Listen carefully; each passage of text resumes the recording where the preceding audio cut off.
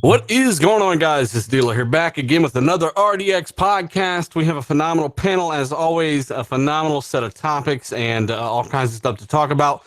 Real quick, Bonds and Colt are headed here right now, so they're running a little bit late. Who knows what they're off doing? They're off in the playground somewhere. I don't know, but they will be back soon. We got a ton of great stuff to talk about. I want to give a shout out to everybody who's already here. That includes Shoguns in the super chat. Thank you so much, as well as Game Bread. Yes, we are getting it moving. And shout out to everybody that's already here. Well over 100 people already hit that like button as we get into some stuff. And I'm going to start with some intros and some shout outs, and we'll move it on forward. So once again, we got the Beast Fire Tim Dog. Thanks for joining us, brother. All right. You're muted. Let's let Tim figure that out. We'll come, motherfucker Tim, of course. Zalker, what are you doing, brother? How you been? Doing good, man. I've been playing after about, 10 years now, my first fighter in Mortal Kombat 11, and damn, that game is good. The story's great. I didn't expect it, man. It's good shit. It's fun. I actually want to get back and do some fatalities when we're done here. It's such a good game. What about you, D-Batch? Thanks for joining us again, brother. Yeah, same. I'm playing a lot of Mortal Kombat 11, and I really got to dig into World War Z over the weekend. What a great game. And I want to tell you, what a good time to be a gamer. We got some great topics tonight, and I'm excited. Let's go. Oh, yeah. And Tim, did you figure that out, bud? Yeah, I was stuck on mute, and it wouldn't let me mute it. I was like, yeah, I'm here, guys. How you been, man? Thanks for joining us again. Happy to be here on the hottest podcast going right now. So just a pleasure to be with you guys, talk video games. Awesome. And once again, we got to give a massive shout out to everybody that powers the show. It ain't shit without you guys. We got the best chat in the universe, and we got the best. I don't know, man. It's just awesome to feed off of that stuff. I got the best patrons in the universe. I can give these guys a shout out real quick, because they go that extra mile. So least I can do. So we got Lethal Papa, we got Darsh Knight, we got Guillermo Cabillo, we got Captain Redbeard. I'm doing shit out of order here. Captain Redbeard, we've got Prime Suspect, Michael Bowen, Channing Pennington, and Robert Prather, as well as Biggie 2316. You guys are absolutely awesome. Thank you so much. And there are new patrons next month. We'll have more names probably on the list. So to all the new guys, welcome. This is RDX Podcast. The reason we started it is to kind of, we've been criticizing Xbox for a long time. We do it logically. We know games are coming. We're not going to cry about it every week. We try to keep things level-headed. That's why it's called Real Deal Xbox Podcast. As you see in the title, we're going to be talking about Days Gone. You'd be an idiot to assume that we're going to talk trash on this game and just do nothing but hammer on the game. Like, we're going to give you what we've heard and what's being said. And, a lot of us are looking forward to the game. So that's just kind of how we roll. That's how we've always rolled. And speaking of roll, let's roll into the first topic, which is Days Gone.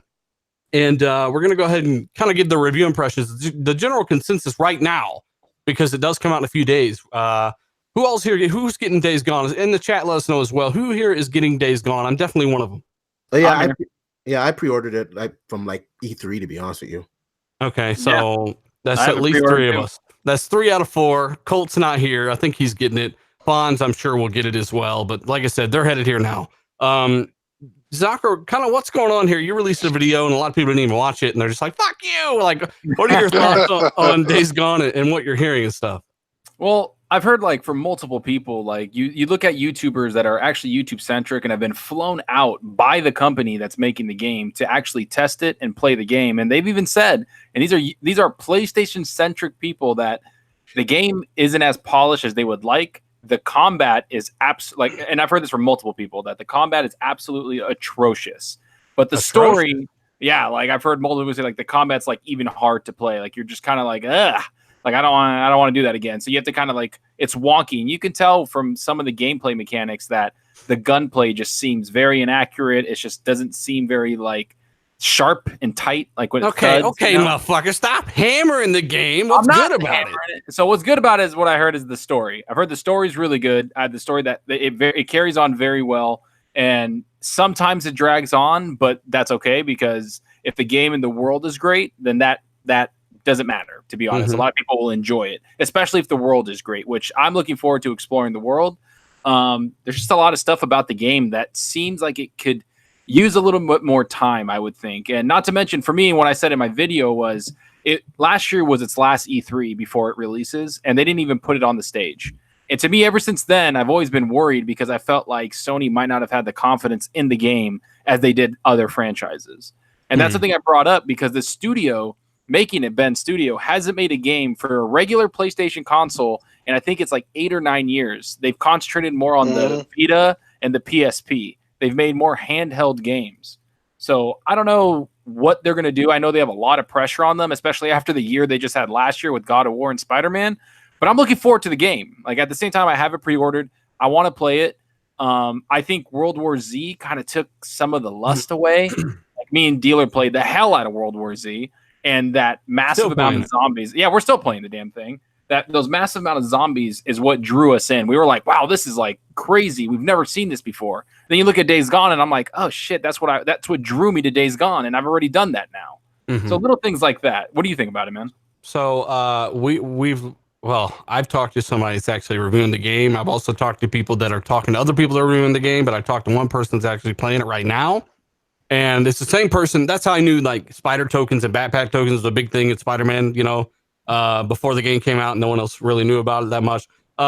Days Gone right now, and this is like the short and simple of it. The story is apparently really, really good. Really good.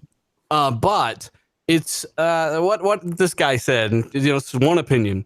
He said it's a 15-hour game that's stretched out into 30 hours, right? Also add to that, he also echoed the fact that the combat didn't seem all that great. We played games of bad combat and we've gotten through them. Like, it depends on the other mechanics surrounding it.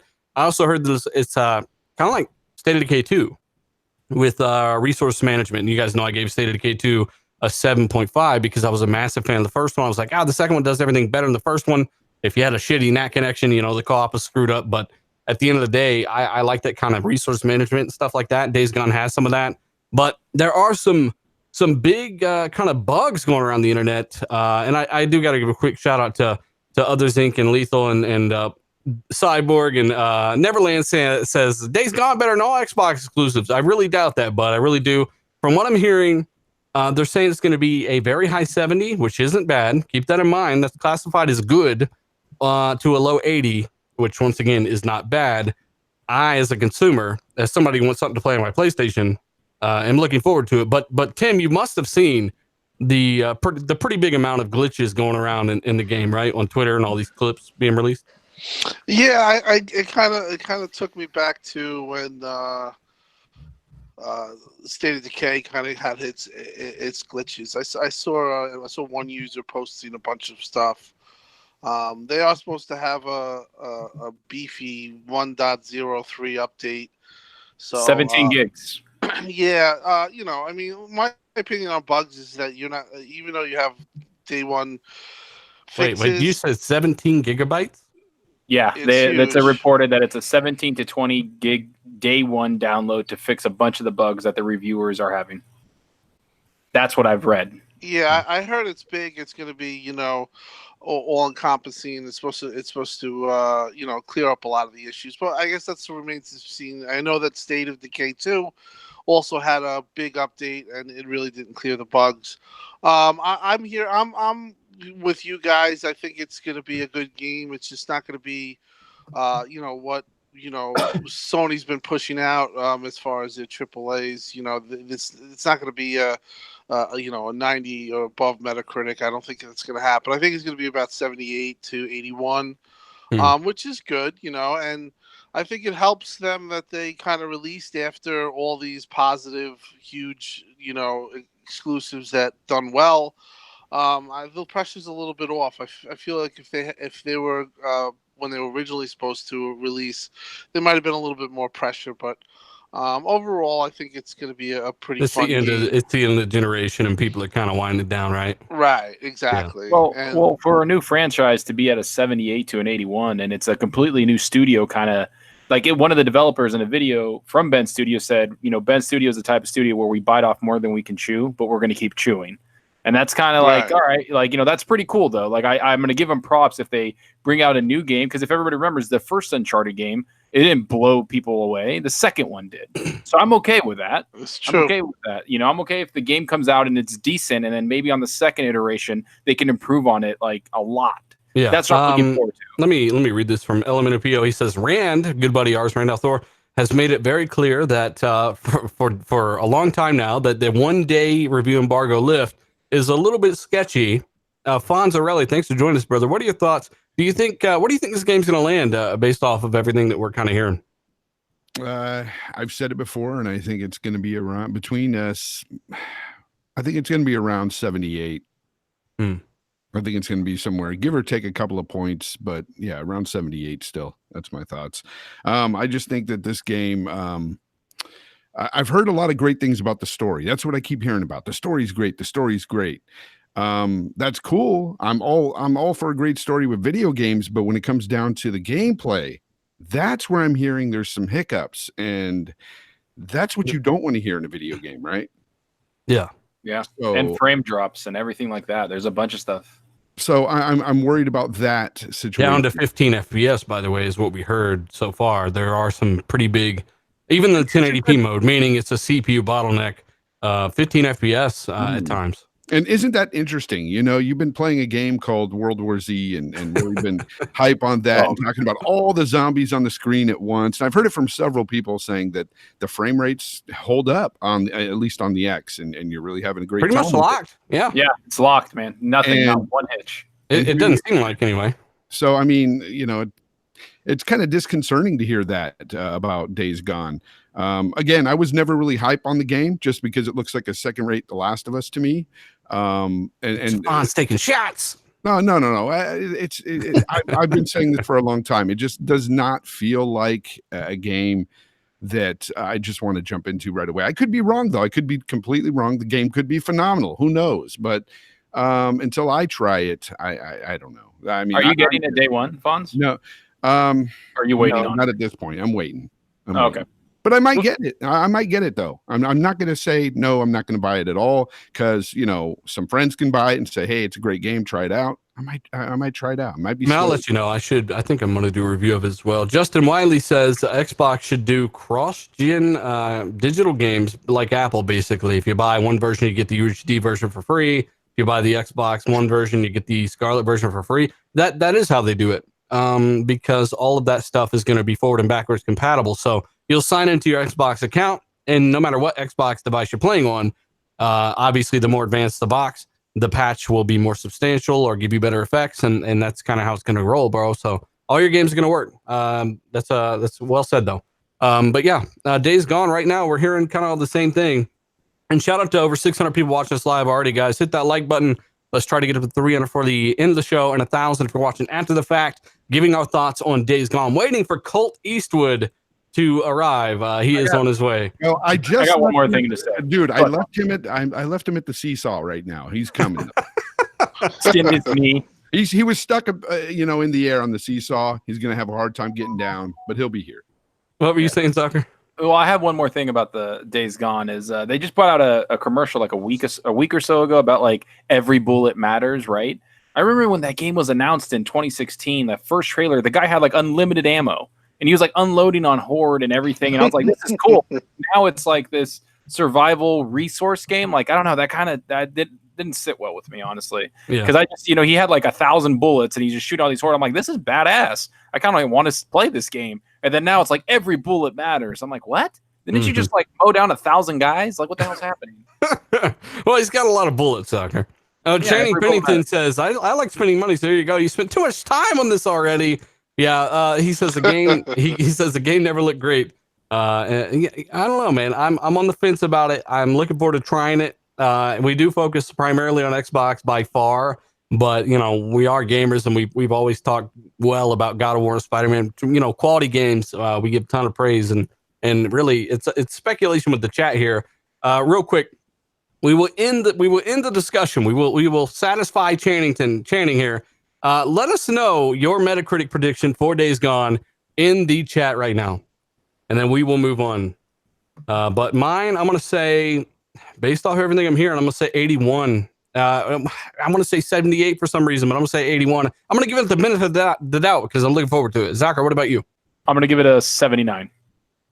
79. Fonz. 78. Tim Dog. 78. A lot of 70s in the chat.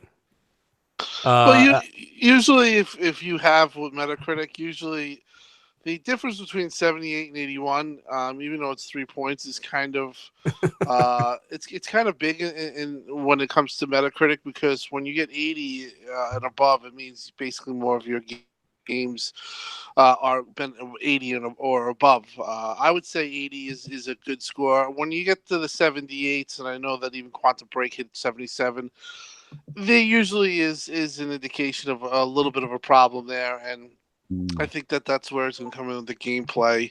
What about D-Batch though? What's D's prediction? Oh, sorry, you clipped out. The most talent. Initially, I was gonna go 85, but seeing all the bugs and this, the reports of the gameplay not being solid, I think I'm gonna go with an 80. I think it'll get an 80, which is not a bad score. It's still a good score, but I think it's unanimous that this game is just not gonna be one of those masterpieces. And earlier, you guys were talking about the frame rate drops. I noticed in every gameplay reveal that they did, I always notice a lot of frame drops when a lot of zombies were on the screen, and I was hoping that was something they would clear up for launch, and apparently it's not looking like that. So yeah, man, 80. 80. All right. So by the way, I just want to put it out there that for me, an 80 and above, that 80 is a great score. That makes you that makes it a great game. But if it's 70s, I say that's still a good game. It's good. Well, yeah. I mean, that's how it is on IGN. Even 7.5 is great, right? But but a lot of people out there lately, it seems like you give a game a 75 and they're like, "Oh, that's terrible," and I'm like, "Why?" Well, you look at Quantum Break, got a 77, and everyone hated it. Like that was a huge deal. Fanboys were putting 77 in their monikers. I don't know why I don't know why it's gotten twisted this generation with scores. It's gotten really weird. Well, I'm gonna say this. I know, so people don't think we're just bashing on this. We're all looking forward to the game. We're gonna play it, and I'm gonna say this right now. We got to give credit where credit's due to Sony. They delayed the game. If we're still hearing about bugs, that means they knew about them, obviously, and they delayed it. That means more money. They gave the developer more time to polish some things out. So give credit where it's due. We're not just bashing on things. We want games to be great because we all play damn games. That's just the way it is. Yeah, anybody who's listening knows that. I mean, and if you know anybody who's actually playing the game, which there are some people I know for a fact in the chat that I've seen who know some of these people that are playing it right now. They know exactly what we're talking about. We're not making this stuff up. We want it to be as good as possible, as we've always said. So, Colt just said that he's not going to be able to make RDX today. He's done an appointment thing. So, that sucks. He was up there really high on that seesaw, man. I'm sorry, Colt. I'm sorry, bro. Hey, Drama Free Gaming says, thank you for a quality podcast program each and every time. Much appreciated. No, thank you, man. We do appreciate it. Just one awesome member of the chat. So we got to move on, but Days Gone. Hey, it is what it is. We have spent a good chunk of time on this, but a lot to say. The game's almost out. Let's talk about this Ninja Theory leak, this big leak. And Zalker, once again, I guess I'm going to let you lead on this one as well, because you covered this. What is the exact story behind this big Ninja Theory game that's been in development for 6 years? Yeah, so apparently this game has been developed for 6 years, like you said, and it's something that Ninja Theory really had a big passion about. And it leaked basically because they said it's going to be at E3. Obviously, take this with a grain of salt. It was leaked. Some people that are insiders posted it and even said, we don't want to speak on it because we're not too sure, but this is what we think the game is going to be. And so it's a 4-player co-op where it's very heavily melee attacks and stuff like that. So you get gear. There's going to be 18 levels with 6 unique locations. Each offer 3 levels and about 90 minutes of playtime. And then each location ends with a boss fight that people say is comparable to God of War. That's what they said. Obviously, take it with a grain of salt. There's going to be different, I think, classes that you can do. Hard to believe God of War had some fire-ass boss fights. It did, yeah. That's what I'm saying. It didn't have a ton, but the ones that it did have, woo. Oh, yeah. And they said that it's a game. It's a completely new IP, obviously. And it's obviously one of the games that Microsoft saw Ninja Theory making while they were acquiring them and thought, man, this looks badass. Let's get this going, too. It's going to be for Windows and Xbox only. So it's not going to be third party like some of the other developers they've bought. And it's going to be on Unreal Engine 4. And it's going to be much faster paced than Hellblade. There's a lasso, apparently guns, a lasso that acts like the lasso in Bulletstorm. You're playing as Wonder Woman is what you're saying. Yeah, a badass Wonder Woman. Gal Gadot just killing people. But no, it's very heavy. I don't know, man. I love that stuff. 4-player co-op. We're playing World War Z. I freaking love it. I just love 4-player co-op games. I love playing with my buddies, and so this game sounds super promising. I can't wait. And it's early 2020 apparently is when the release date. So next year, like less than a year away, probably. Hey, shout out to Salty in the chat, LG, Shin, all you guys, FC Violent, all you guys. Like I said, thanks for rocking out with us. The funny thing is, we had heard about the multiplayer side of this a long time ago, right? And that people and the person we kind of heard about this from was kind of thinking that a lot of people are going to be angry because Ninja Theory wanted to do this multiplayer game that was melee focused. And at the time, he didn't know that there was going to be a single player attached. And he was thinking maybe Microsoft, people are going to say Microsoft made Ninja Theory do this multiplayer focused game. And that's the opposite of what they want to do. But we know they've been working on this for multiple years. They also wouldn't have agreed to work with Microsoft if they didn't have their own creative freedom. Microsoft cannot tell them what to do, essentially, when it comes to their vision. So this is what they wanted to do, but you'll hear people spinning this because as multiplayer, I'm sure some of you have heard this, right? D, I mean, what are your thoughts on this? Well, all the reports say that pretty much they've been working on it for a long time, so I don't think that's the case. Nonetheless, I'm excited. I want to see what they're bringing to the table. I want to see some new IPs, especially from Microsoft. So this is a bonus. I'm excited, man. Yeah. Well, it's something I called a while. Oh, go ahead, Fonz. Yeah, I you know what? It's been in production for over 6 years, according to Ninja Theory. So, I mean, that tells you right there. Microsoft isn't forcing them to make this game. But also, I like the fact that they're adding this whole story element to this game. It's not just a mindless, 4-player co-op. Me and Zocker were talking about this for a while in the DM.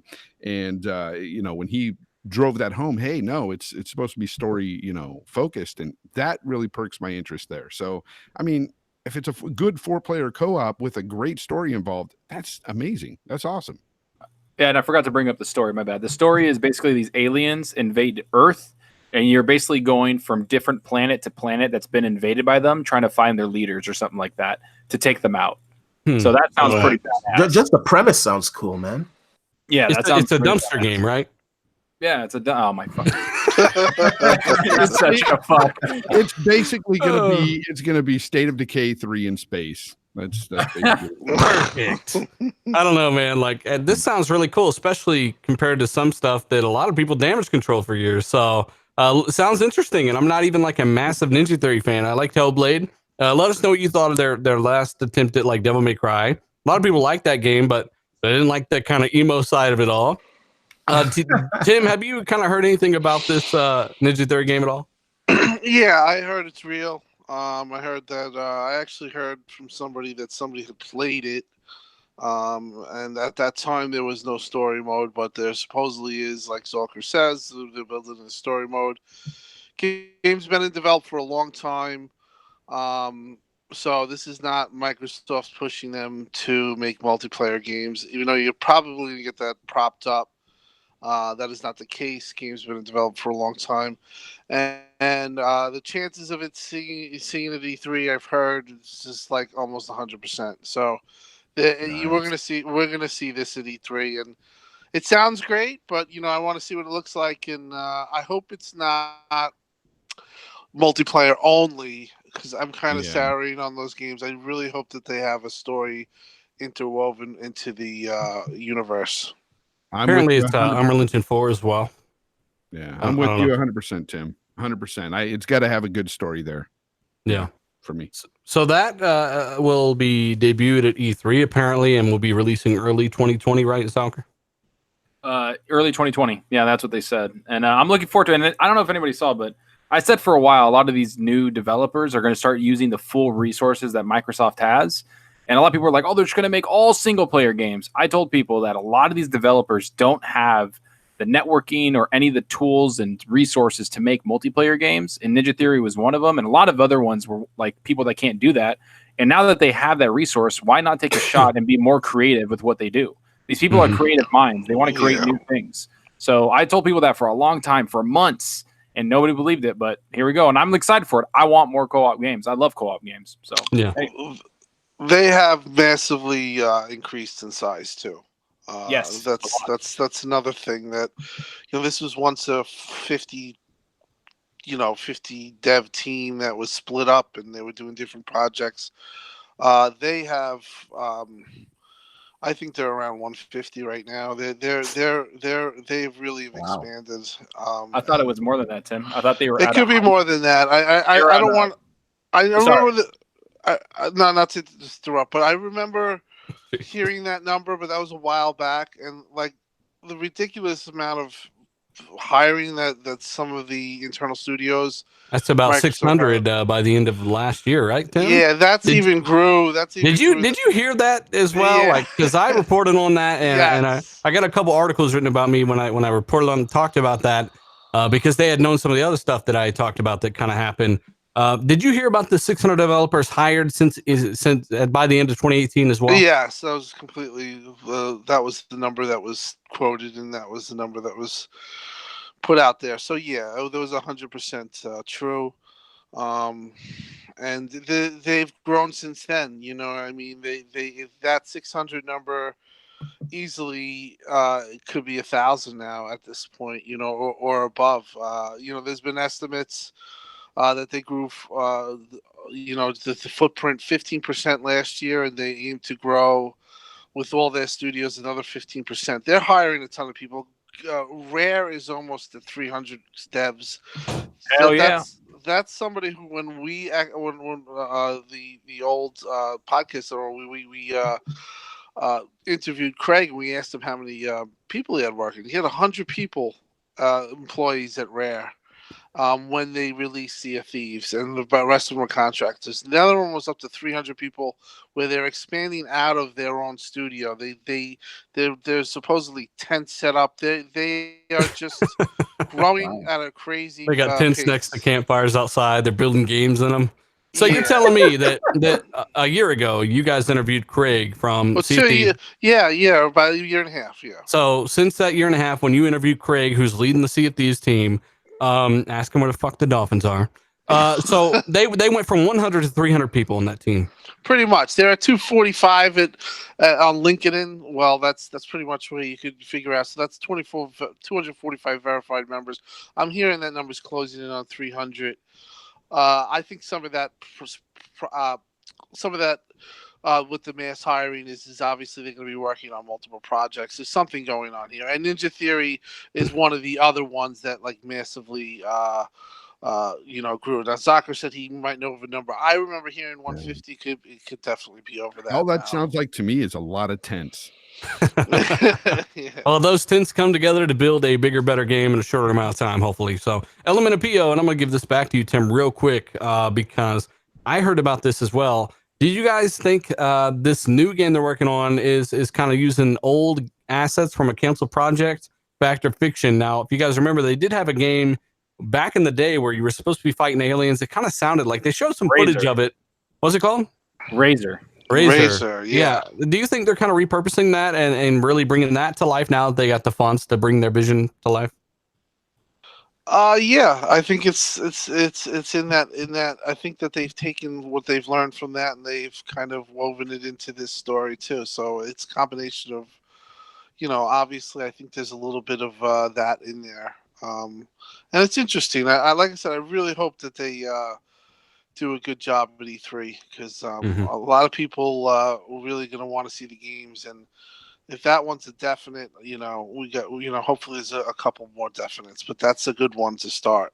Agreed. Hey, we got to give a shout out to over 700 people watching. We've been hovering around there for the most of the show. You guys are awesome. Hit that like button. Let's try to get up to 300 for the end of the show. 1,000 if you're watching after the fact. You guys are fantastic. Maybe share this where you share things. It helps a lot. And shout out to the entire chat. You guys are, it's going by so fast sometimes. Rena Warrior Princess, thumbs up. Thank you. Appreciate it. So yeah, you guys are awesome. We got a couple of quick topics. Mortal Kombat 11 out now. I played this yesterday and I'm kind of like continuously blown away at NetherRealm and their dedication to what they do. That game, it's one of the best looking games of all time. Right, crazy. Oh man, it's amazing looking. We were up till we were up super late last night, just going through the story basically together. And I was getting my ass kicked. I suck at fighters. I found my kryptonite, and yeah, I just try to figure out combos and all that. And man, that game is just so good. It's so satisfying when you hit combos and all that. It just looks amazing. Some of the levels, the one with the spider, holy shit, that thing is crazy, man. Tim, have you seen this at all? Yeah, I played it last night. I played it 2 hours. I was very impressed with it. The graphics are, like you said, really, it's like one of the top. Graphically, it just blows you away. I know that you're an OLD owner. I mean, the HCR in it is You tell you, just fellow OLED lord here. OLED Lord. Yes, but it Yeah. is honestly, the graphics on it are. And that's running on Xbox One X, just so you guys know. I mean, it's fucking It's insane. gorgeous, and I really like what they did too with the fighting. I feel like even though I like to, uh, I like to be able to fight away from a fighter a lot. I like how they kind of make it come in close. They try to make you use combos. I feel it's more satisfying, and it definitely reminds me of the older games. I played 2 hours, and like I said, that went by like like I couldn't believe it. I looked at the clock and it was 2 o'clock and I'm like, damn. I was like, I gotta go to The sleep. story is really good. Yeah, the story is really good. That Mhm. blue demon with that four arms. Oh, That's yeah. a new guy. That thing is sick. But I have to say the unbelievable. NetherRealm and Ed Boon, just wow. Yeah, it's crazy. D Fonz, anybody else kind of catch us? Oh yeah, well, first of all, my night started off horribly last night because I got it on PC. I was Nah, waiting call for it it an to effect unlock. D batch. I was waiting for it to unlock at 12, and I was like, "What the hell? It's not unlocking." I went to the forums. It didn't unlock till today at like 1 o'clock in the afternoon. I was so cheesed at that. But anyways, I got into the game, and just like what you guys said, it looks fantastic, especially on PC. Oh my god, it's beautiful at 4K with 60 frames per second. All the bells and whistles, the HDR, like it's just awesome game. The combos, I feel it's very balanced. The gameplay, like Tim was saying, and the story is just awesome. As soon as I got into the story, I think I did like maybe 2 hours or at least an hour and a half of the story, and it just flew by. I couldn't believe how fast the time went by. So honestly, it's a good game. Go out there and just grab this game if you like fighting games, or if you like games that have stories in, or if you're just a casual gameplay, a casual gamer. This is a good game. Grab it. Graphics, story. I mean, the cutscenes are pretty long, like they're state of the art. Like if you're into that stuff, yeah, and you just got some money to throw at it, give it a try. I might actually do a Mortal Kombat 11 kind of gameplay review impressions type thing and show that at full quality on Patreon. I've been thinking about that as well. I like to release stuff there for those guys. But from what I've played, man, I'm about halfway through the story, and it's just right now I'm itching to get back into it. But we do got to move forward. It's supposed to be a quick fire topic. World War Z sells over 1 million in a week. And like I said, this game looks good. It's got all the guys on screen, crazy hordes. I mean, people get blown away. We were playing with Welsh Gamer today, actually. And when he saw that first horde jumping off of the buildings and running towards them, you know, it blows your mind because you've never seen anything like this on console before. And that's part of what might take some of that luster away from Days Gone.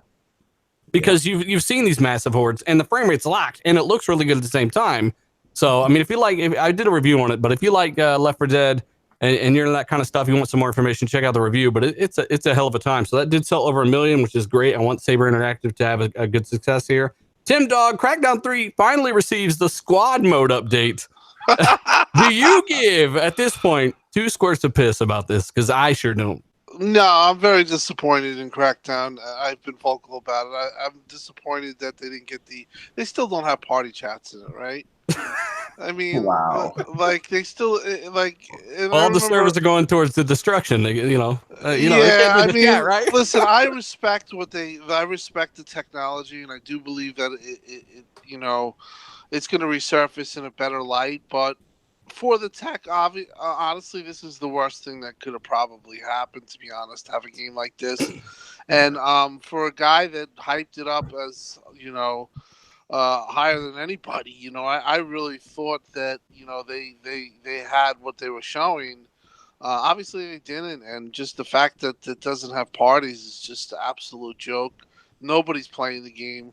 The game is dead, and I don't even think that. I think that Microsoft was interested in actually, keeping a team on it and doing some type of Now work. they've kind of shifted away, right? I mean, you look at the numbers; it's just nobody's playing it. Oh man, why Tim Dog's would you got a play shovel it? over here, man. He's got a shovel. Unfortunately, I mean, listen, and I like the single player to an extent. I did give the game a 6 because of all the problems it had, especially the multiplayer. Definitely docked at a point. But yeah, I mean, when you can't have parties with that, I thought the multiplayer was cool too. But I'm not going to play with randoms. I want to play with somebody where I strategize with each other and play and enjoy it together. I'm not going to play with some random and just I mean, when it came out, fun. there might have been a chance for people to party up and play it if it had worked and all that stuff. But I mean, I reviewed the single player portion, gave it 7.5 because I had a good time with the single player. I mean, I played it. I wasn't a fan of Crackdown, didn't care about it, wasn't hyped about it. I was like, wow, I actually had a decent time with this game because of the craziness, right? Which a lot of people didn't even see because they didn't actually watch any cool footage. But yeah, I give it a 7.5 and I was like, single player is fun. Get it on Game Pass, rent it. That's basically what Game Pass is, right? But the Cloud team was actually bought mid-development, and Microsoft had to restart. Cloud Gym was bought. This is documented. Epic bought them. That they had to then get a different Cloud team together and come up with what they got now, and that's why it is how it is. It's not like they downgraded it. That technology is gone. Cloud Gym's technology is gone. So, I mean, it's interesting. I heard behind the scenes that Microsoft were not happy with that at all, and if they wanted, they could have brought some kind of legal action if they wanted. And they decided not to because I think they need that goodwill more than they need that any kind of repercussion, you know? Right, and they were caught between a rock and a hard place. I thoroughly believe if they didn't have the cancelizations of 4 games, whether it was the Fable Legends, Scalebound, and those 2 smaller games, I forgot the names of them. But if you didn't have those cancelizations, they will. They would have canceled it. I know that, because I've heard in the past, one of the reasons given to me, well, why didn't you release a game like Scalebound? And the answer was given to me, well, at Microsoft, we want to keep a level of quality and, and be recognized for it. We don't want to put out something that's going to just get trashed. And now you got people laughing because of, and that's exactly what happened with Crackdown. Mm-hmm. But I can understand why they pushed it out because, listen, if they had canceled the game, it would have been it's bad for them now in a lot of places with PR and just overall brand recognition. Somebody like rolling some dough in the background. Like, what the fuck's going on? What is that thing I hear? Something's rolling across the table. I'm gonna throw a ninja star. I'm gonna throw a ninja star. Hey, so Crackdown, it has issues. We're gonna move on. Like I said, quick fire. There's so much to talk about each subject, and we got to kind of keep it going. Element Appeal says, on a positive note, Crackdown did not release with any kind of crazy bugs or anything. I thought it was pretty polished for what it was. And he's right. Absolutely right. So plenty of people enjoyed the game. If you haven't tried it, I do recommend you try it. Even though I hammered Sea of Thieves in my review of that game, I still told people, go try it. Go rent it in Game Pass. Try everything for yourself. So, no, I'll come to Fonz. But Zalker, mega Sea of Thieves update coming. You got a video that's kind of rolling on fire and you're throwing around a gas and it's fucking still on fire. What is the gist about this mega Sea of Thieves update? When does it hit and what can people expect real quick? It comes out next Tuesday. There's going to be fishing added, a harpoon where you can shoot people and grab them onto your ship, grab their treasure from their hands. You can shoot on rocks, do sharp turns. It's freaking awesome. There's going to be new Tall Tales, which is campaign with actual voice actors. Which I'm actually hearing might surprise some people. Yeah, it's going to take about 10 to 20 hours, apparently. That's what these testers, you never know. It might be shorter or longer. We don't know. 10 to 20 hours to complete. I hear they're pretty freaking awesome. They're like Goonies and Indiana Jones mixed, which sounds fucking awesome to me. Batman. Yeah. And then real quick, he said, yeah, he's a jackass. And then there's the arena, which, you fight against a bunch of galleons with your buddies and you sink them and try to get as much treasure as you can. And whoever has the most treasure at the end and the most points wins. So are you gonna focus on the arena, or are you still gonna hunt defenseless, unsuspecting victims? I'm hunting defenseless fucks. People are like, let's go do Tall Tales, and I'm gonna be right there. Yeah, let's go do it, bitch. Oh god, I'm gonna be a piece of shit. That's what I do. Well, that's what I do. That is true. Me and my buddies are going to play Tall Tales probably a bunch. We're going to do that, try to get the campaign out the way, and then jump into Arena. And I plan to have a couple videos out about it because you guys know this is my game, man. I freaking love it. I was playing it yesterday, actually, and sunk like 4 ships and just had a great time. I freaking love it. I got to give a shout out to Boomstick. He was in the chat a little bit ago as well. Bonds, I don't know how much you know about the Outer Worlds, but it's Microsoft's one of their first games that they're going to be releasing with Obsidian, right? And those guys, they got a partnership with Private Division, blah, blah, blah. It's not exclusive, but Microsoft are essentially putting this game out that's multi-plat because of the deals that were already in place. And it will be coming to PS4. But how much do you know about this game? They did announce that it will have dramatically different endings depending on your choices in the game. So finally, Xbox are putting out kind of an actual RPG role-playing game. Are you interested in this at all? Like, do you like seeing this direction at least? Does it give you a glimmer of hope? Okay. Yeah. Someone else. Yeah, I look forward to the game. I think Outer Worlds. Jeez, everyone's a fraud today. I tell you. I know. I believe Outer Worlds, honestly, or Obsidian when they made Fallout New Vegas. I think that was probably some people still consider the best Fallout ever made, and I think that they expanded on what Bethesda did from Fallout 3 and actually made it way better. And they had a bunch of ideas that they did. And don't get me wrong, it was easier for them because all they had to do was use the same engine and then kind of just move forward. And that's it. And just kind of expand on what Bethesda did. This is a new IP. I want to see what they do with it. I want to see how they expand on it. But they're very detailed, and they do bring some awesome, cool stuff and stories, kind of like what you like with The Witcher, right? They put out little like side quests that you might want to calm down, Chief. I know. Don't ever bring up Witcher with any other game ever. How about Odyssey? I'm waiting for D-Bash to kill them wolves that killed him at level 2. Get past the wolves, D. Look at the wolf's fur. Holy shit on the PC. It's the crazy. physics. Mo Cooley Kid. I sent you a message on Xbox, by the way, not long ago. He said, maybe you replied. I just haven't seen my notifications are off here lately. They're crazy. He said, what it do, dealer? My man with the facts. What's going on, brother? Thank you so much for tuning in. Thank all of you guys for tuning in. As a matter of fact, we got over 750 people watching us live. Hit that like button. Let's get up over 300. It should be easy. That little button underneath the title. Finger bang that thing. And maybe share this where you share things. We do appreciate it. Tim Dog, Other Worlds, decision-making, choices, death, life, maybe, just maybe. I don't know. STDs. Fable had STDs. I'll throw that out there. What do you think is going to be in this game? Is it going to be different than what we know? No, I think you know what they're setting out or what they've shown is pretty much what it's going to be.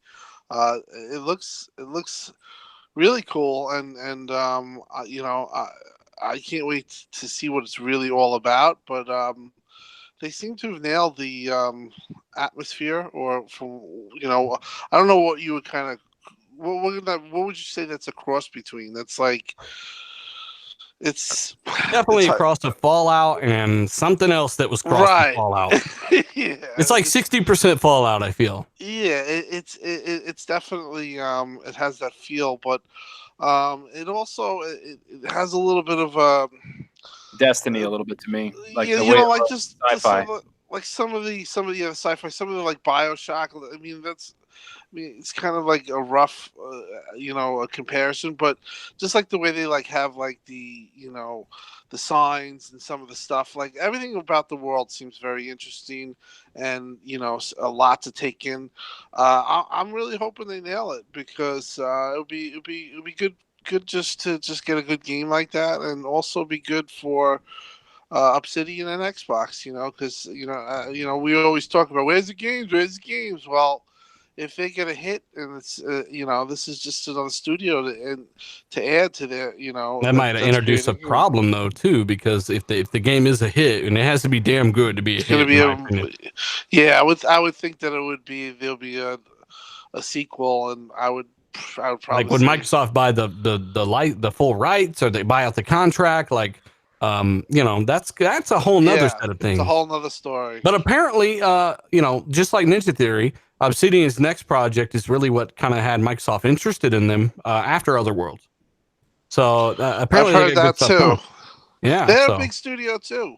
They're when Microsoft hired them about 200, they've hired a lot too. So You Mhm. know, we were talking about studio sizes and like Days Gone. Days Gone studio, I think, is like only like 100 and something. It's not 100 big. and 134. And they were Yeah, 50, right, Zalker, when they were making PSP and PS Vita ports or whatever? Yeah, They were like 50. when they started making Days Gone, the developers were like, they had 50 people in house, and they were like, this is getting overwhelming. Like, we need to expand a lot, and they hired just a shit ton of people and got them to 134 or 135, and yeah, that's what they needed, because they said next gen games or games like, you know, with the system are just so much bigger that we need people to just, like, to basically make shit. So that's basically what's happening. And Obsidian, yeah, they were at 200. And now they're well above that. I know they've hired a lot, and they're a big studio. People, you got to understand that. I think Sony Santa Monica that made God of War, they're at like 210. So, you know, that's 200. Really? Are they still at 210? Well, obviously not still. no, They they're have to be pretty much expanding. they've expanded. But like when Horizon came out, they were only like at 200 as well. Now they're around 350. Coalition also grew about 100 people. And they were like at 240, 250. Yeah, they were like before. they're at 350 now. So, and I want to put that into context for people, because this is why I'm so stoked for Gears 5. And if you're not paying attention, you might not understand. Obi-Wan, by the way, says RDX #1 podcast. Hit that like button. Thank you so much, brother. Gears 5 looks so good. And those that are upset about the Kate thing, beat Gears 4, right? Play some games and come back, right? But Gears 5 looks so good. It's going to blow your mind. When you see this game, it's probably going to be the new benchmark. I can tell you that right now. It's going to be up there, for one. Secondly, Gears 4, they had 2.5 years to make that game on a 250-man team on a new engine, and they had 2.5 years to make all of this, right? With Gears 5, and they did it, right? Even though half the campaign, as I've always said, was pretty slow, rock'em sock'em robot shit, it really picked up at Act 3, and I actually really agree. It's like an 8.5. It's a great game on the single-player side, and that's why I got so much hope for Gears 5, because they're using these bigger open world maps, the customization, the Horde Escape, all of the stuff that we've heard. You're going to be able to drive that landslide around to different areas. And on top of that, they've got 300 plus people now. They've had 3 years to work on the game. They've already had the tech in the engine, Unreal Engine 4, built out, so they don't have to spend a lot of time building that. I mean, they're using performance capture more than ever. Like, this is going to be a big game, guys. Like, really look into this, because it's going to be phenomenal. And yes, it will have co-op. That's been confirmed as well. It's not the only thing coming out, man. Gears Tactics is right there with it. And I know people are sleeping on that game, but I'm telling you, Coalition. Well, they're gonna sleep on it until they confirm it for Xbox. But from what we hear, it's coming to Xbox. Yeah, I would say it's definitely coming to Xbox. Just a matter of time. Unlike Forza Street, which was just Miami Street reskinned, by the way. It was a touch phone game. Yeah. Mo Kool-Aid Kid says, I'm out. Got to handle my business. Yeah, thanks, brother. Appreciate it, man. So, yeah, I mean, it's looking really good. It's looking really, really good. I can't wait for Gears 5. Bonzarelli, are you there yet, Fraud? Yeah, I'm here. Okay, because I asked you a question a minute ago, and you was chewing on your toenails or something. Nah, my kid was just, I had to go deal with her real quick.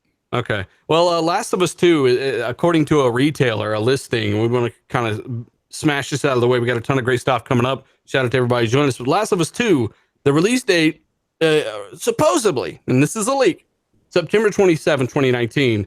Do you think this is true? And how do you think this year is going to play out for everyone else if that is true?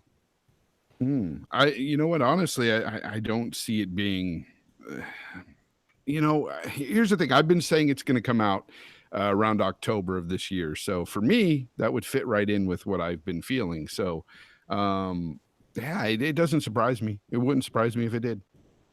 Even though they just now recorded like one of the ending scenes and all that. That could be something that was just needed to be done at the very end there, that, maybe that had no real bearing on the entire game itself. Like, I don't know.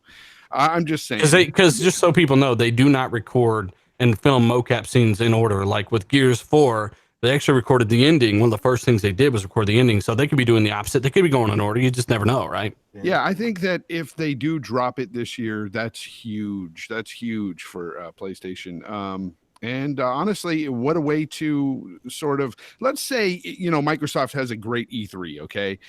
Fantastic E3. But then Sony announces after their E3, oh yeah, guess what? Last of Us 2 comes out this year. Boom, mic drop, right? Yeah. It would affect Microsoft Steam in some way. And that's what I think that I've been thinking this for a while. That's one of their plans. Do something like that and also drop a show to release the specs of the PS5 and stuff and get people hyped on that. That's what I think is going to go down. I also kind of think this might be true, just for the fact that all the leaks that we've been seeing for like the PlayStation 5 launch titles, I've seen it a few times on different leaks. The Last of Us 2 remastered and Ghost of Tsushima remastered. So how could they be remastered on the PlayStation 5 if they're coming out at launch of the PlayStation 5? So I think maybe these games might come out a little bit earlier, because when you really think about it, what else do they have lined up for this year? They don't have anything Dreams. after Dawn. But did Dreams drop? Concrete Genie. Did Dreams drop already? So what? Did Dreams come out yet? I did a little research on this actually, because I was late at night, I was bored, give a shit. So apparently, every time the guy that posted it, I think he's the studio head. Every time he posted last capture scene of a game, he did it for The Last of Us and he did it for Uncharted 4. And after he posted that, almost 5 to 6 months later, the game released.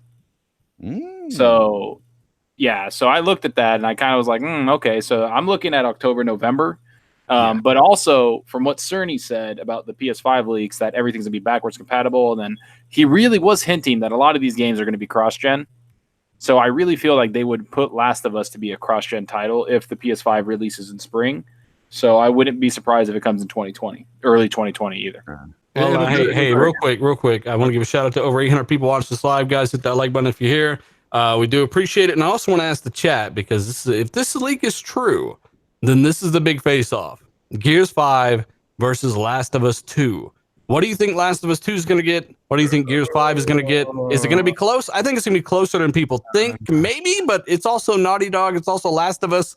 You might think automatic 90 plus easy. Right now, I'm like gritting my teeth, dealer, because look, I'm excited for Gears 5. I am. I truly think that Gears 4 was a great game. It was fun, except for those first 3 levels, I believe. After that, though, it was great, fantastic. And I'm looking forward to what's going on in the next one, new mechanics and everything. It sounds fantastic, but it's going up against a juggernaut, if that's to be true, in The Last of Us. That I believe is going to score at least a 94, 95, at least. Yeah, 94, 95. And that's not unreasonable. Look at the last one, right? Yeah. Look at Uncharted 4. I mean, and they haven't really made anything since then, but that stuff takes time. So, and Gears 5, I would say probably at least an 85, at least. Between 85 and 90, I think it might get. Minimum 85. Minimum. It's got to be, unless they really fuck up the story. Yeah. But we'll see. Tim, what are your thoughts on if this leak is true? 2 juggernauts going against each other here. I don't see it happening. I think that Last of Us is going to be a 2020 title. I don't. I think if they had this game lined up, they'd be kind of touting it a little bit more, or at least I just don't see it based on their history. I know they like to take a lot of time, and they get it right. I don't know how long this has been in development or production. I remember in 2016 when they showed it, supposedly that wasn't even gameplay with an engine, so they didn't have the engine built up yet, or wasn't up and running from what I remember. I don't know. Don't quote me on that. But I just see it as a 2020 release, and I see a lot of their heavy hitters that they announced, even in 2016, Death Stranding, and this to be possibly a part of their PS5 launch, which could be the holiday of 2020. Who would complain if you had, Ghost of Tsushima, Death Stranding, and The Last of Us 2 as PS5 launch? It would be huge. That's a hell of a year already. That'd be pretty epic, man. Yeah, so I just think that's the way it's going to break out. I think this is going to be a little bit of a down year for Sony as far as their content from what they're used to. But if they do get The Last of Us 2 in this year, then yeah, they got the biggest game of 2019 for an exclusive.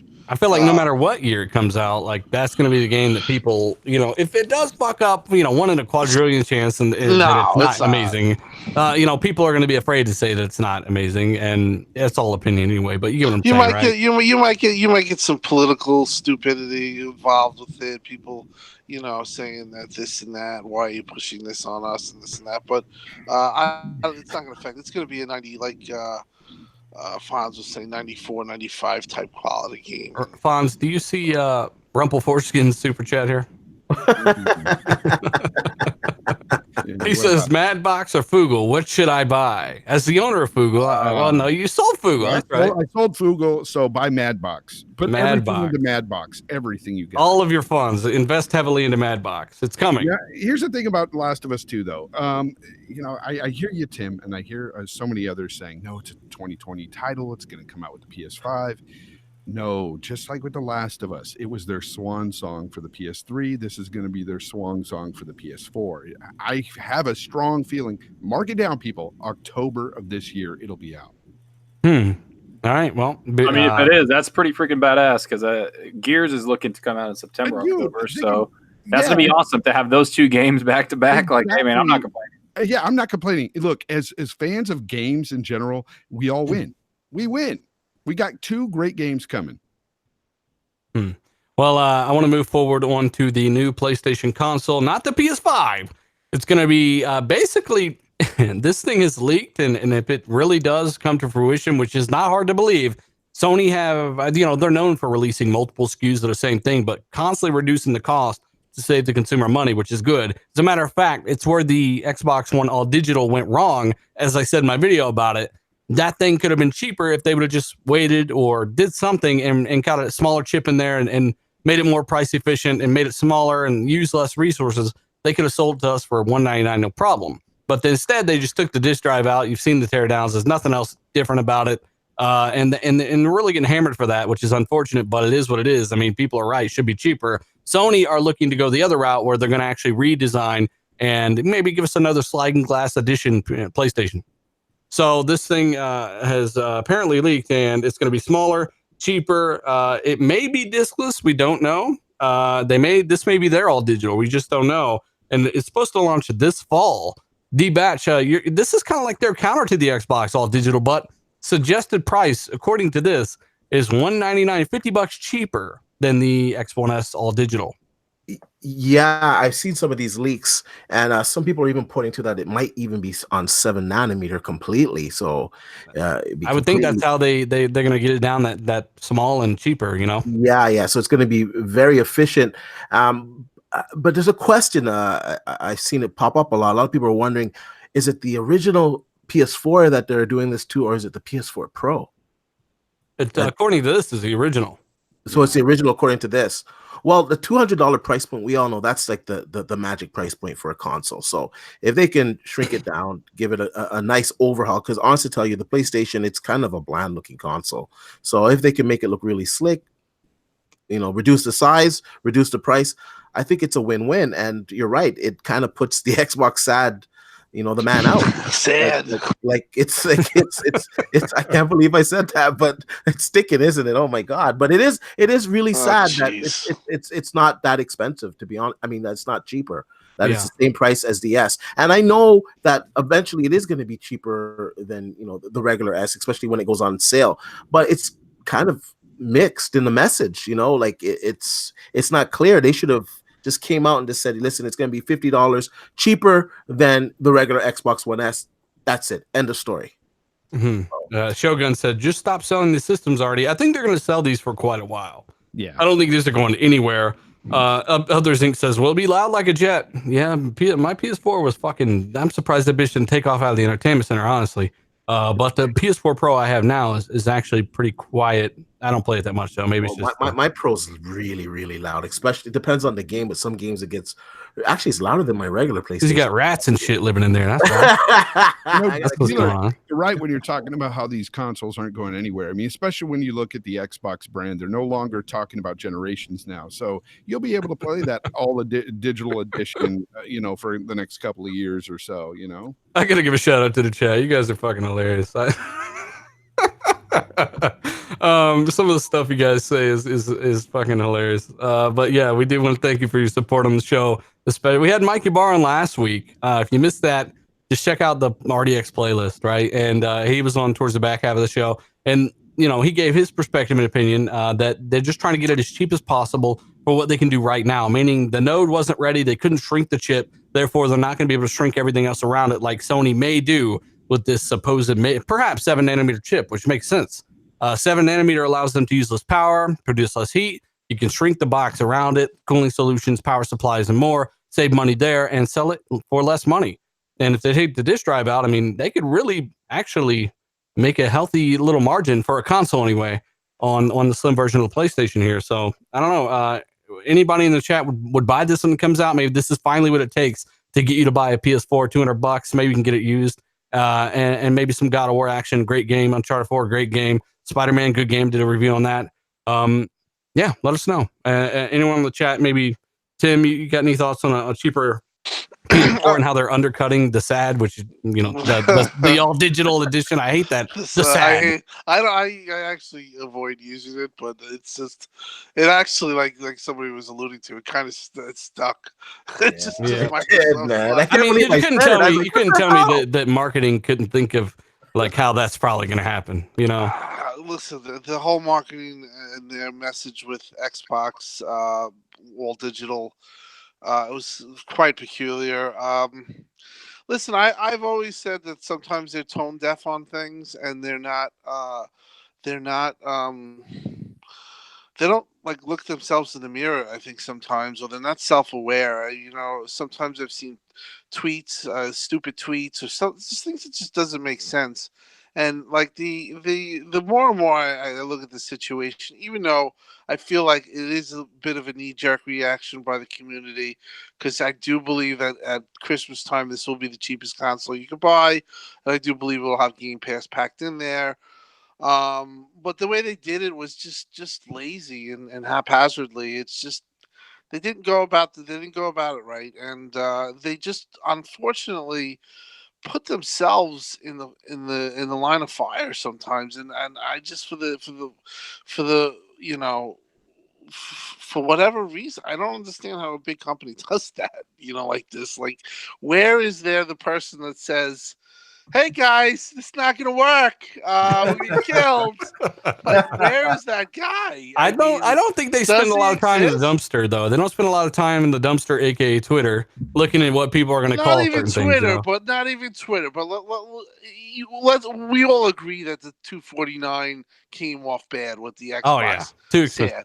But like, don't you think that somebody would just say, like, there'd be one guy in the room be like, hey guys, this is a disaster waiting to happen. Like, can't you see this? But see, I think that they kind of yes themselves to death, and that's not good. That's all you had to do is look at the media the next morning. I mean, there was just article after article saying that the pricing was wrong. Well, It did leak beforehand, so they could have actually. And they always leak it. That's another thing. They leak the stupidity, and then they still like even if you had a leak and you say, "Oh, look, everyone hates this. Let's just not go with this." And you look at the PS4 and that $199, price tag.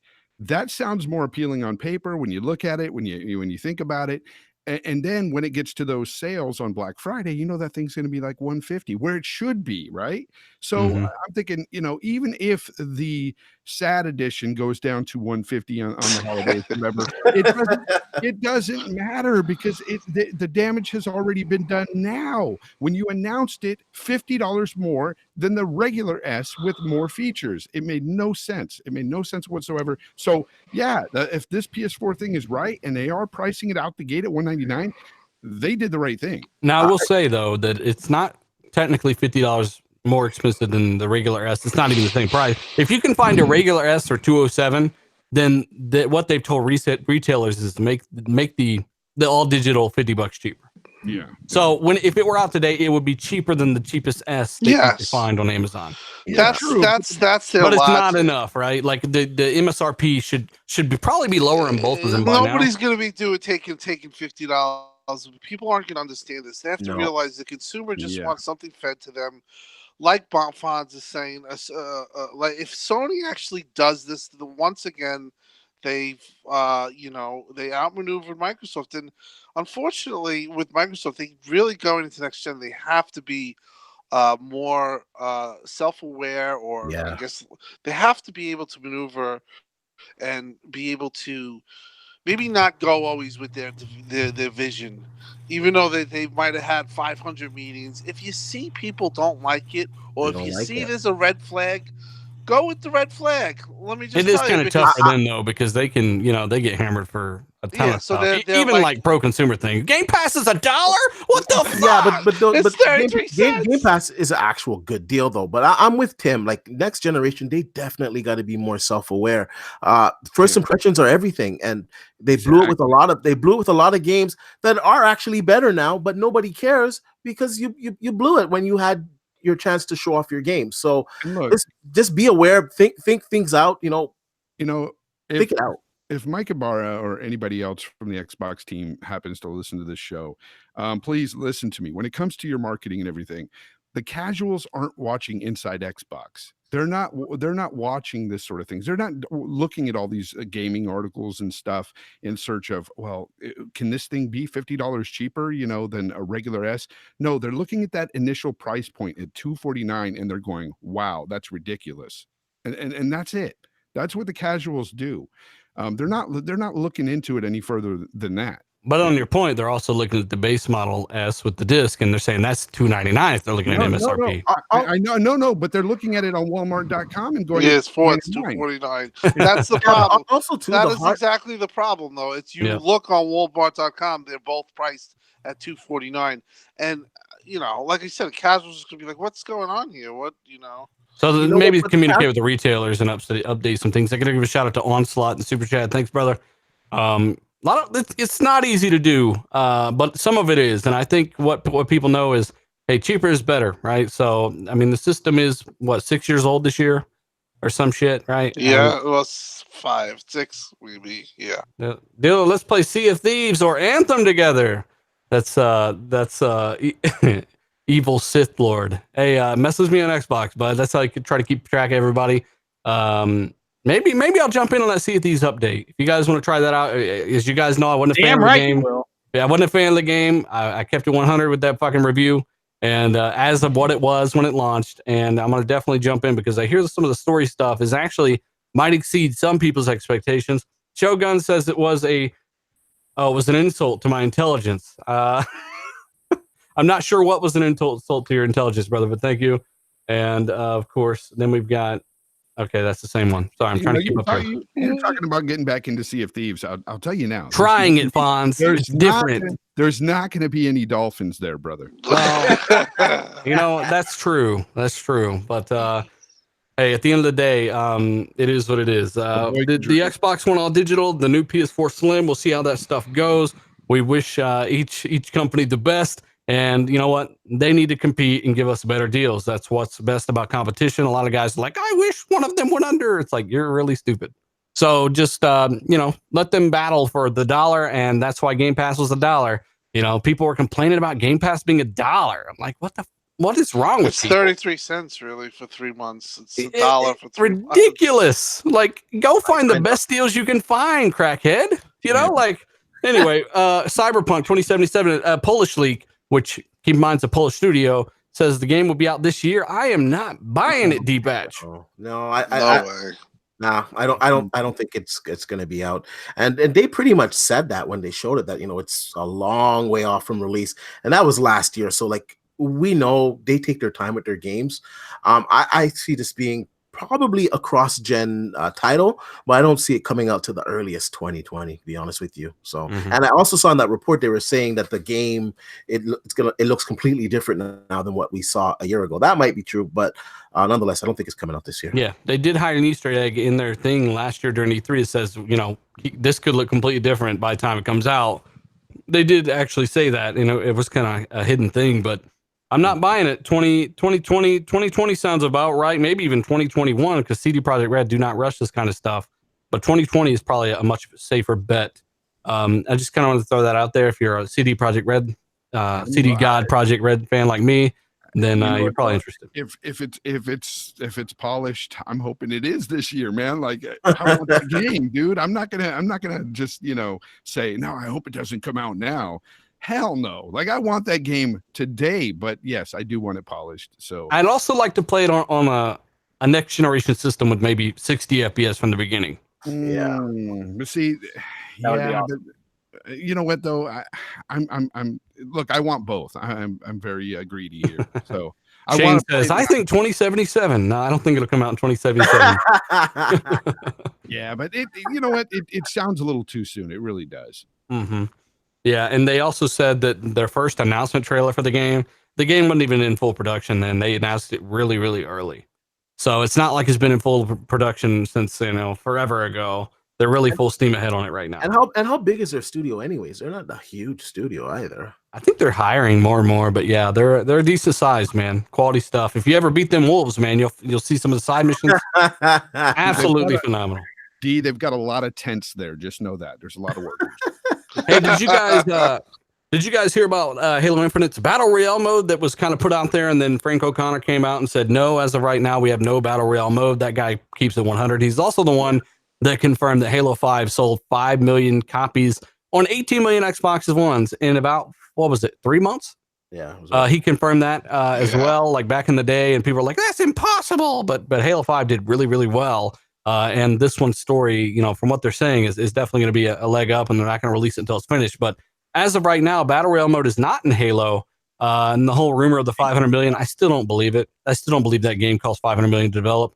Maybe that's their whole budget, like someone was saying. I don't remember, but we've talked about that before as well. Maybe that could be the whole studio's budget for X amount of years to build a new engine and multiple projects. But for one game to be 500 million, that's absolutely insane. I don't think people understand how far 500 million could take you on a game. That's insane. Go ahead. Tim, I just want to ask Tim, because Tim, What's up? To the ground. What do you think about that 500 million? I think that it's extremely high budget, but I just think people throwing that number out there, that's like seems a little bit way too high. Because I am hearing some reports that like heads will roll if this game doesn't do good, and there's a lot of pressure on. So well, I think that from what I heard, that they're finally confident. They weren't confident like 2 years ago. 2 years ago, there was they got rid of the creative head, and there was a lot of influx, and there was musings of people saying, where's Halo going? Is he going to go dark, or is he going to go this and that? And I hope he goes this way.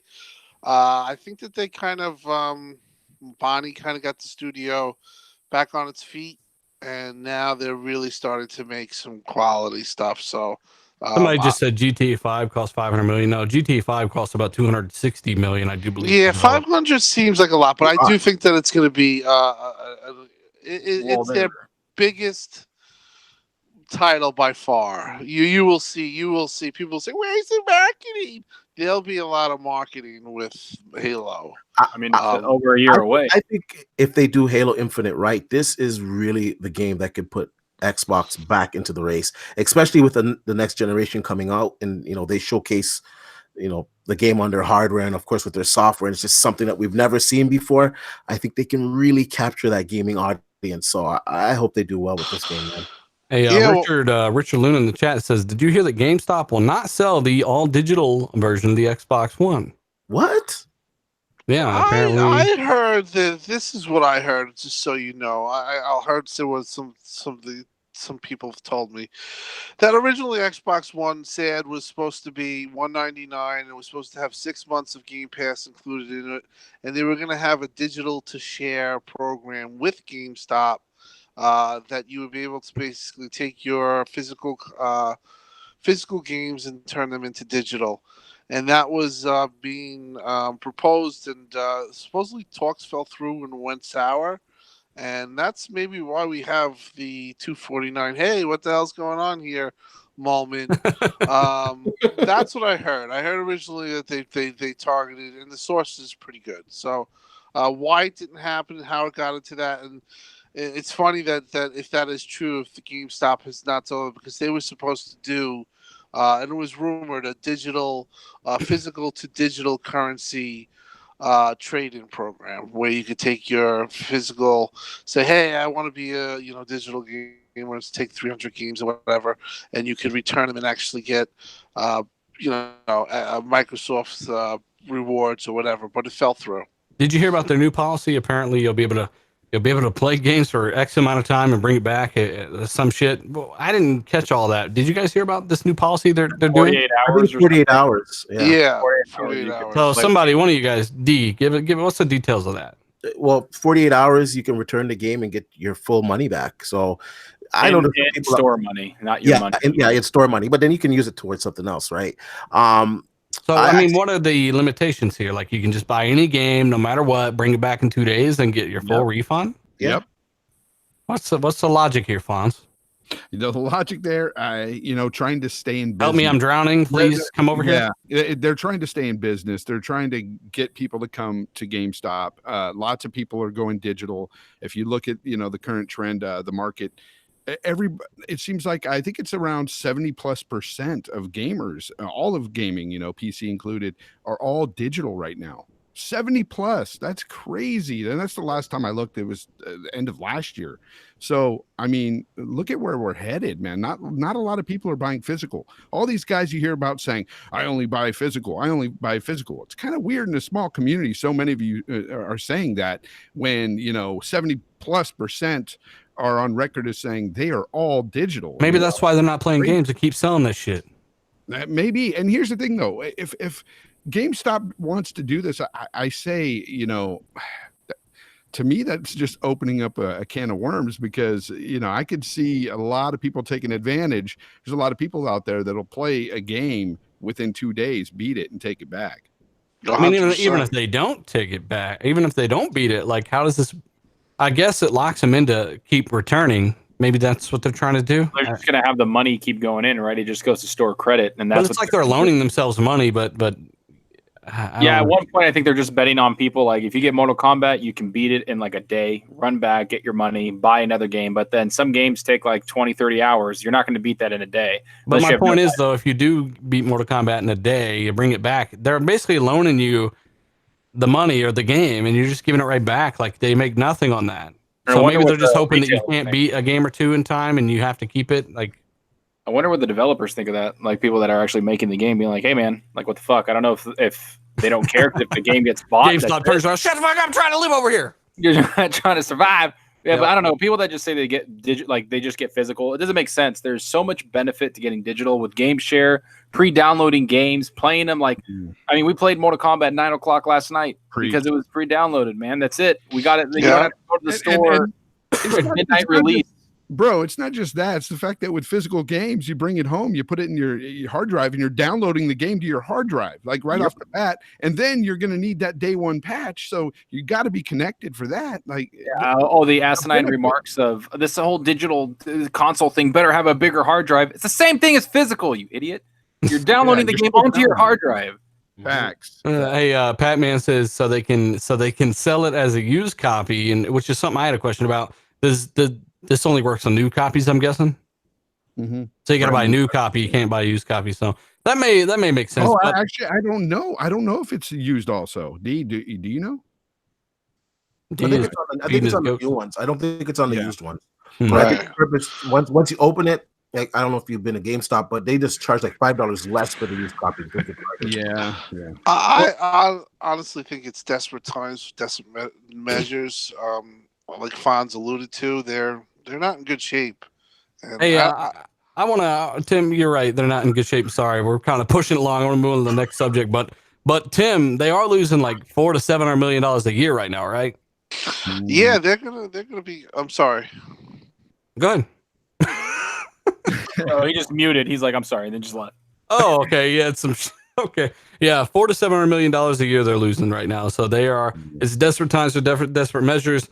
Let's talk about this big leak here, and then we'll move on to some of the nitty gritty stuff. It's going to be some good stuff here. Rocksteady, basically, there's this massive leak online right now with some box art. Take all this with a grain of salt, and I'll explain why in a minute. But basically, there is a box art leak on Reddit that states their next game. What was the game called? Something Squad. I know it doesn't say Suicide Squad, DC Squad. I think that's what they're calling it right now. But that may or may not be the Outlaws. That's what it is, or something like that. Yeah, and it may or may not be the full name or real or whatever. But it's kind of weird. A lot of people are talking about this, both credible and it's kind of just around. But we do know they're working on a Suicide Squad game. We've known that for quite a long time. We weren't able to talk about that for a long time. But we figured that out around when all the Superman stuff was happening, and we were like, damn it, we're kind of disappointed. But you know, it's Rocksteady, so I'm gonna have a little bit of faith. I do know it's Suicide Squad, according to what I've heard. But why would they reveal? And this is the thing: it's rumored to be revealed on the 25th that Rocksteady's working on this game, and it's already slated for PS5 and the next Xbox and all that. But why would they reveal the Suicide Squad game on the 25th if they still haven't revealed this year's Batman game from Warner Brothers Montreal? Which is a thing. It's real. Like, it's going to be dealing with the Court of Owls and all that. I cannot wait for this game to be revealed. Zalker, as a big fan, why would they possibly put Rocksteady's 2020 game out there and take mindshare away from 2019's Warner Brother Batman game? I have no idea. I don't know why they would do that. I think that Rocksteady is an amazing developer. I think they brought out the best superhero games we've ever played in the Batman games. And I think they just want to get this out there and kind of show people what they've been working on. I don't know, like E3 is just like a month away, like, or a month and a half away. Like, why not just wait? This is why I think it's like huge rumor, and it's kind of like a grain of salt thing. And I don't know why they would bring it out on Friday. I don't think it's, I mean, Avengers Endgame, we got the Game of Thrones, Days Gone, like, we got a bunch of shit coming. Your own like, damn game. Like, what are you, EA launching Titanfall and Battlefield 1 right next to each other like idiots? Yeah, I don't know, man. I don't know what they're doing. I don't think it's coming Friday. If it does, it's going to surprise me. Outlaws really does go in with Red Hood. Red Hood and the Outlaws, that kind of goes together. There's a comic called that, so there might be Suicide Squad with Red Hood and stuff like that, but he's not usually part of the Suicide Squad. It's fucking weird. I don't know. That's why the leak is weird. It weirds me out. I don't know where they're going with it. I just want to wait for the reveal to actually see what they're talking about. This is weird. I don't know. This is creepy. So yeah, I don't know. If it's Suicide Squad, I hope that they actually pay respect to the source material and not like the movie did. Crap. But yeah, I know there's another Suicide Squad coming as a movie, and it might be coming next year or like late next year, that they might want to like coincide with it.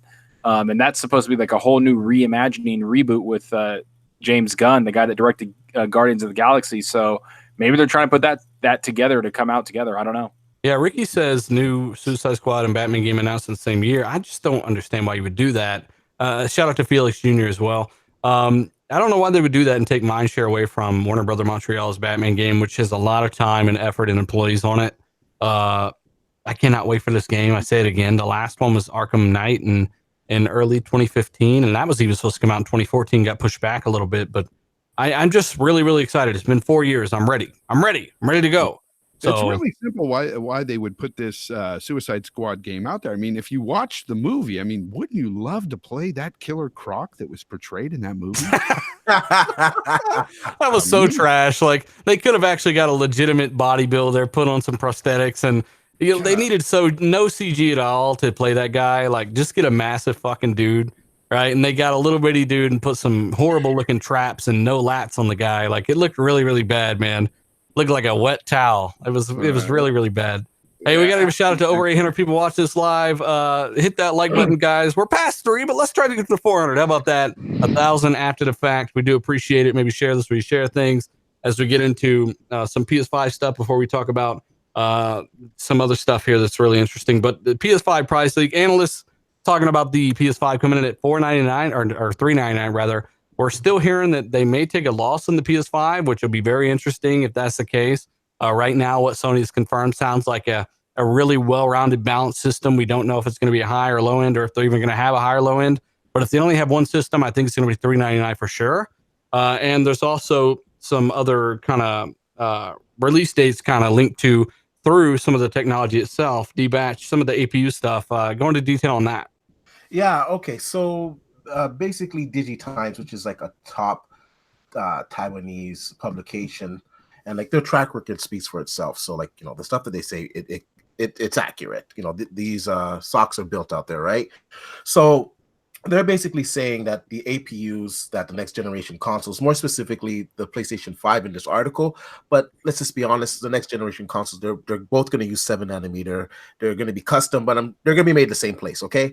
So they're basically going to be ready the third quarter of 2020, which throws out, I had a theory too that it was going to be released in March, early 2020.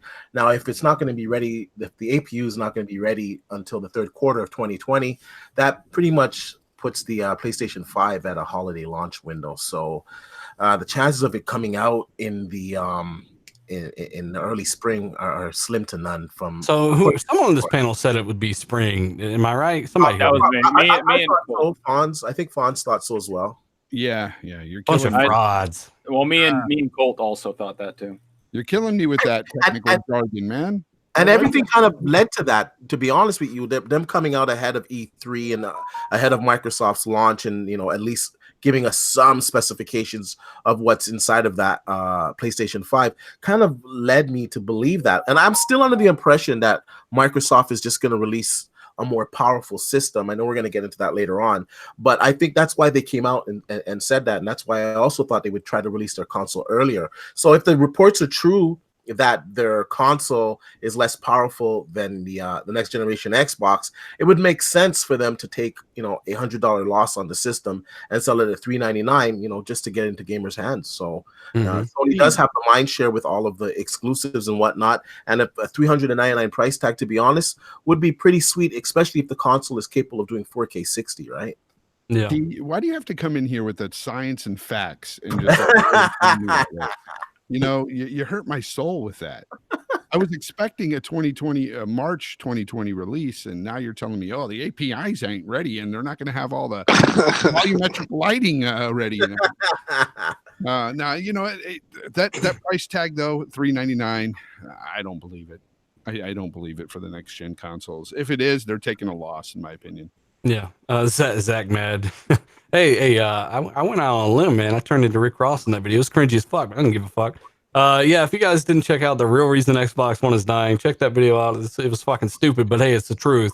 And people do things differently, man. Some people got to do certain things, and some people tell you they don't need God of War, they got State of Decay, and then they love God of War. So, some of us play all that shit, and we have a good time with all of it, and give our honest take on it, and then some don't. So, hey, so that's PlayStation 5. PlayStation 5 is definitely, if they take a loss on it, that's an interesting thing for Microsoft. Hopefully Microsoft, unlike 2013, be very mindful of that price range, and especially with those two SKUs, kind of keep pace with the price. Make sure it's competitive. From what I hear, we're getting a ton of power, the best power, the most power, and don't let anybody tell you power don't matter, because like a lot of us were talking about back in the day, we had a lot of games on the Xbox One. I think the better lineup, honestly, in my opinion, but also I'm a Halo or a Forza dude and stuff like that.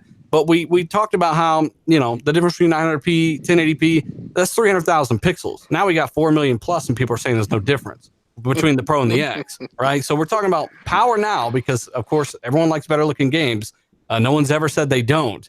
But we were also talking about now, for the last 2 years at least, talking about how we want better games, more games. Like, just because you get one doesn't mean you don't have to ask for the other.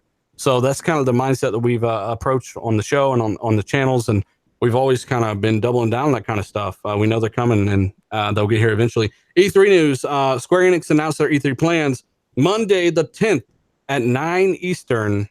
They're going to show a bunch of different titles that, if it's like last year's show, that you shouldn't waste the fucking money, Square Enix. I'm just going to keep it 100 with you. The last show they had was really, really bad, but big difference this year. Avengers, Crystal Dynamics, big game. Will it be unveiled, Zucker? I fucking hope it is. I mean, at this point, we've heard they announce it like 3-4 years ago. Like, what are you waiting for? I don't know if they ran into development troubles to not show anything in that long.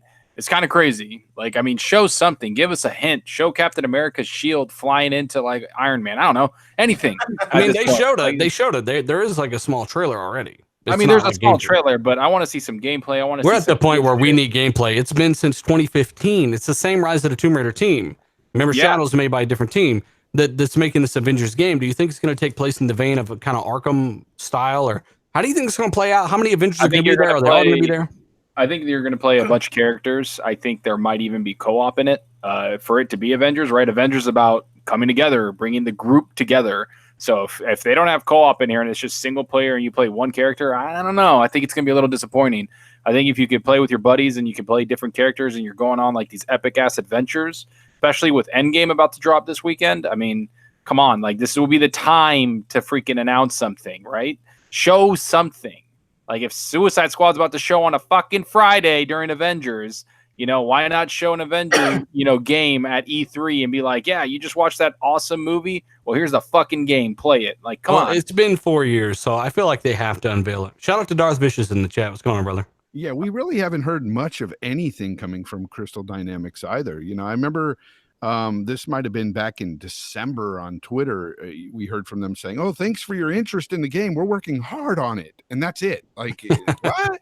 Like, show this us game hard to make. We working hard. Yeah, like trust us. We're working hard on this, and we're going to bring you a good product. Yeah, well, at least tease us with something. Show us something gameplay wise. That's what we want to see. Maybe they're going to have a big thing at E3 though. Maybe it will be a big, showing. One could hope, man. Look, this is a great example of the kind of chat we got. Jay Fanta says, dealer, even though we see things differently, still enjoy the show. Yeah, like I said, man, like there's a false painting out there of just sheep that don't watch the show or even watch content, and they think that we say things we don't say, or things are skewed, and you know how it is. All right, people are really just, I don't know, drama cheese, just fucking eating that shit up. And Jay's here in the chat. He's more of a Sony guy. He might not agree. I think he's more of a Sony guy. He definitely doesn't agree with a lot of what we say, but that's perfectly fine. There's no need for all the crazy hostility and stuff that this community has grown to wrap itself around. It's not necessary. Gaming itself can be the catalyst that we all kind of gather around.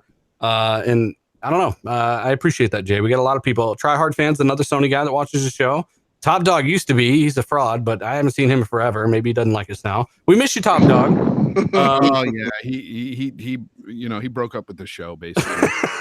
We stopped talking about VR. We're sorry, Top Dog. Yeah, he told me late last year. Okay, Jay says he's more of an Xbox guy. My bad. I'm confusing with someone else then. But I have seen you kind of disagree with some things, and that's fine, man. It's nothing like personal like people try to make it, So I love it when somebody says, "Yeah, I hate your guts, but I enjoy your show." Yeah, like, thanks, man. I'm watching your show. I'm curb stomping you. It's great. Tim Dog, let's move on to the Xbox 2 being faster than the PS5. This is the leak of the fucking week because people are freaking out. Even though this topic is a couple days old, I don't do things on the weekend. I got things to do, and YouTube's trash on the weekends anyway. But I made this video for yesterday. Reliable sources, and for those that can't read or too lazy, I even put the sources on screen, and I even read it to you in case you can't hear, and I linked it all down below. People still freaked out about this, even though Review Tech and several other people have already talked about this. They didn't freak out on them. They said the same thing I did.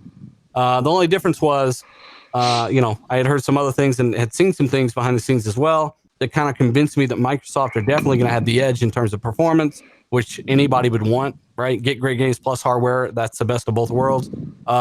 Tim, what is your take on kind of this leak, and explain it to people what happened and how come you think this is kind of valid and real as well? Well, it's just Ainsley Porter. I don't know if I said his name right, but if his name's Ainsley. He put out a tweet and he said basically that there's been numerous insiders and sources that are saying that Microsoft's going to have the more powerful console. Now, and he's a journalist, correct? Like he's a journalist. He's a really good guy. I've talked to him before.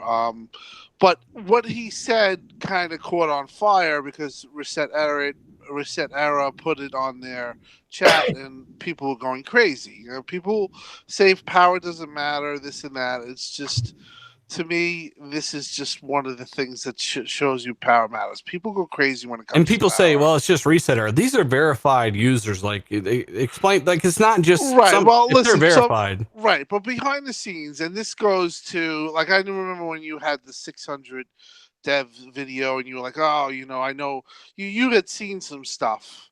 And you couldn't really comment on it because you don't want to give up your sources, and this is another one of those cases. You've seen some stuff, and the other sources that are being quoted have seen that stuff, and there's been things said to numerous people from Microsoft behind the scenes that they are gunning for it. And there's also some stuff that really shows that they are going for the performance SKU, and they are going for the entry level Xbox, next gen SKU, the Lockhart. We obviously have the rumors through Scarlett, Lockhart, Anaconda. And this is the stuff that's been passed on to the insiders. Now, like I told you, you called me up and you said, listen, I've seen this. I want to go with this. And I said, yeah. I said, listen, the bottom line is that we're either going to have egg on our face or we're not, because what we've been told is exactly that. And what we have seen, which we can't show, or, Trust me, I wish I could show. Right. But those things can't be shown because you can't outsource this, and you can't, people who show that stuff is very, the thing that he's probably seen, that I've seen, very few people have seen. And that's because people kind of, keep it close to the vest.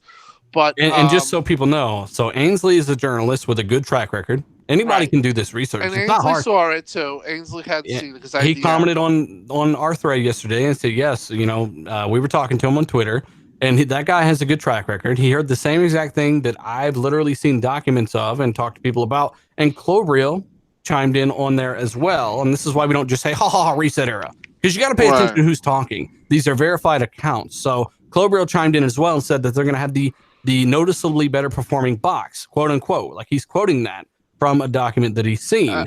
Right. And Clobriel's the same guy that basically said Xbox is buying Obsidian and was laughed at. Clobriel's record has been is he knows some stuff. He obviously has some in somewhere, so he's on it. Ainsley's on it. I've seen it. I'm gonna be honest. I've actually been told in passing that that's what's gonna happen. Like, it's a type of thing where, don't you worry, buddy. You'll see. Xbox is never going to be, so and so. So, if it actually happened where they didn't have the best performing console, it would be because what we were told was obviously they didn't know. But from what I've heard and from what I've seen, they know exactly what Sony has. Sony knows exactly what they have. And the type of posturing that you have going on right now is part of that. And I would say, I would like Dealer asked me, I'd say 90% sure that I would put 90% full, put the 10% out there that it could reverse, but they're gonna have the most powerful console. And not that it matters, because remember, power doesn't matter now, right? So why is everyone so upset over this? Yeah, I don't understand. Like, first of all, we know Sony's track record with their exclusives. So with them, even if they had an 8 teraflop system, just imagine the games they would put out with that. They're putting games out on a 1.3 teraflop system. So it comes down to the games at the end of the day. But I don't know why people are surprised by this. Microsoft got their ass handed to them this generation, and they're not gonna spare any expenses next generation. So this is expected, and I'm hearing the same things you guys are hearing. In fact, I was watching Digital Foundry's analysis on the PlayStation 5 specs. I don't know, they did the video whenever it came out. Right. And they kind of alluded on there that, I think John asked somebody, does Microsoft need to be worried about what Sony's doing? And they chuckled. Like, they had a good little laughter, like, no. So they pretty much have said on air, not in so many words, that they pretty much know what's in the next generation Xbox. They pointed that out when they said, some leaks have been floating around, and some of the leaks aren't credible, but some of the leaks are, because, we know little tidbits. So, I think the next generation Xbox is definitely going to be more powerful. And to be honest with you, I think it's going to be more expensive than the PlayStation. Yeah. And that's 100%. Why they have the other SKU, the Lockhart, that's going to be cheaper, for those gamers that don't want to pay that extra money. They just want, 60 frames per second, ultra graphic. 1080p 60 is how they're going to market. Yeah, that's what they're looking to push for. A Gamer by Choice says, appreciate the RDX panel. You are all awesome. Thank you, Gamer by Choice. You guys are awesome. You power the show. You make it what it is. It wouldn't be here if not for guys like you and the rest of the chat. So also, there was some talk about some dedicated RCC cores on the GPU itself that can not only help with ray tracing, and like I said, there's still people out there saying it's too demanding. Listen to me. this could be a completely different custom version, less demanding, but also less impressive, perhaps, than the RTX variant. Keep in mind, NVIDIA have already said that they are emulating RTX ray tracing on the 10 series cards. They're doing it through emulation. They don't need the physical cores, all that stuff. Who was it? Crytek did it on a Vega card, right? That's right. They're doing it all over the place. Vega 56, and I played it on a 1080 Ti, and at 1080p you can get reasonable performance with ray tracing on. Of course, it's a 1080 Ti, but we don't know anything really about Navi, to be honest with you. And, so you're telling me like a custom console version, there's no way it's going to be that demanding compared to the PC version where we're brute forcing it. And two, this is a new technology still. But also, too, we're using the NVIDIA's metric for ray tracing, and how it performs on their architecture.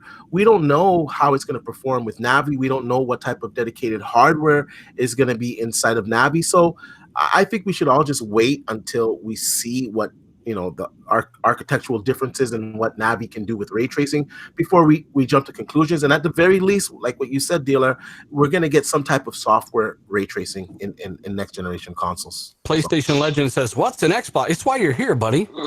You guys love talking about Xbox. Thanks for joining us. But unfortunately, you've joined us at the end of the show. Just know that no matter what system you buy, and like my last video, everyone they were so upset because I literally showed them 2 sources and linked it and read it. But all that stuff's in the last video if you missed it.